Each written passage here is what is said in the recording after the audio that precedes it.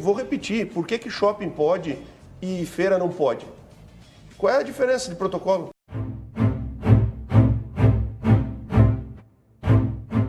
A ciência tem que ser exata, ou pelo menos ela tem que ter parâmetros conhecidos. Aqui no Brasil não tem. Ô Paulo, eu acho que assim, é até um pouco só para a gente fazer uma depois do Dorini fala, então.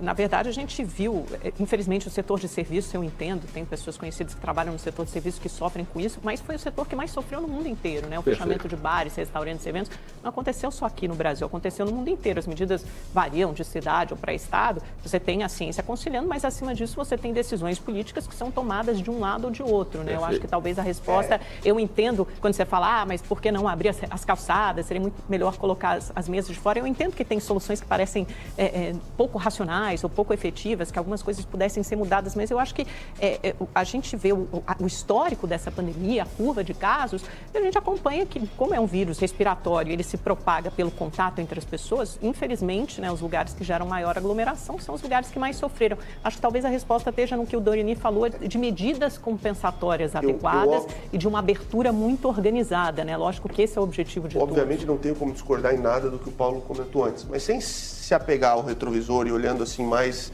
no momento, quer dizer, primeiro é de se esperar que os governos estaduais e municipais tenham aprendido com esses 9 meses. Então, temas que demoraram mais para acontecer no primeiro ciclo deveriam ser mais óbvios e mais rápidos agora no segundo ciclo. E não está acontecendo. O que o Paulo falou com relação a planejamento. Então é o seguinte, fechou tudo e agora virou a vacina.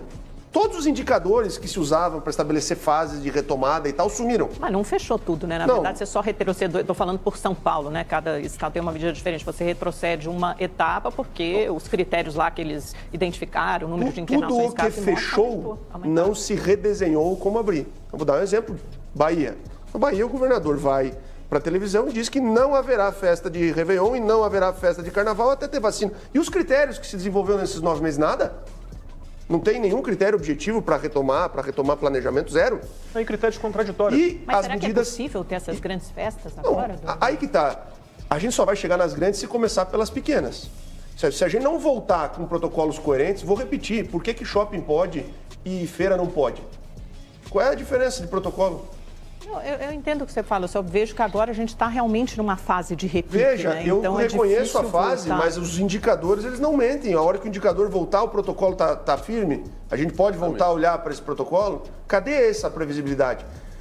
Segundo aprendizado, medidas compensatórias. Faz sentido casa que está fechado por obrigação governamental não ter nenhuma extensão do IPTU? Não faz sentido nenhum. Então é o seguinte, medidas compensatórias do governo federal, não há dúvida que a gente está olhando mais para o governo federal. E as medidas do governo estadual e do municipal? Não, você tem razão, ninguém aprendeu com isso? Já se sabe o setor que sofre mais. Não precisa mais empirismo. Já se sabe, passou 9 meses. Não vai fazer nada para o setor? Não, é verdade, por isso eu concordo com você. O boleto não parou de chegar, né? Esse que é o ponto. Pessoal, o boleto não parou de chegar. Tem um olhar setorial.